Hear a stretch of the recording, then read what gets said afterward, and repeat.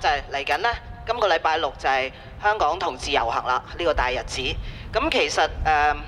作為香港同志遊行籌委會，其實我哋一路呢都受到好大嘅壓力，因為呢，我哋早喺3個星期前呢已經收到呢有消息表示呢，就係一啲反對嘅宗教派人士呢，有機會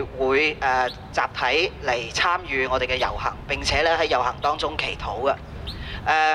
我哋對於呢件事即係會覺得極度嘅關注，咁同埋我哋都已經開咗啲緊急會議，即係希望回應翻唔同宗教派人士嘅呢一個嘅訴求。咁我哋而家仲喺度商量緊，即係點樣可以用愛去關心翻佢哋，可能嚟一個即係同志大擁抱，希望佢哋明白咧，即係關愛係更加重要。係何秀蘭議員就喺我側邊提醒我話，不如 free hug 啦咁樣。係所以其實呢個已經唔係第一次發生嘅事啊！即係當然佢哋嚟參與係第一次啦。我哋好歡迎佢哋今年獻出佢哋嘅第一次。咁但係以往呢，其實我哋嘅唔同嘅義工呢，都曾經喺同志遊行嘅隊伍裏邊呢，遇到過一啲市民呢，係表示佢哋唔歡迎我哋喺度啦，展示一啲粗口手勢啦等等嘅。咁所以咧，希望我哋即係今日嘅今個禮拜六嘅同志遊行呢，係和平進行啦。咁最後呢，就亦都正式宣佈呢，就係即係好多謝明哥參與成為我哋嘅特別嘉賓。因為明哥同慢必議員即係一樣，都係呼應緊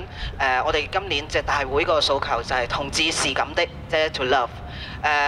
希望佢哋作為即係香港同志、香港支持平權嘅朋友，一個非常之重要、非常之好嘅榜樣，鼓勵同志朋友每一日勇敢咁生活落去。多謝大家。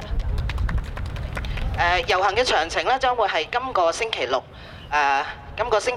下晝3點鐘喺維多利亞公園噴水池集合，然後咧我哋會一直咧遊行去到中環嘅遮打花園嗰度咧，都會最後咧有一個集會嘅。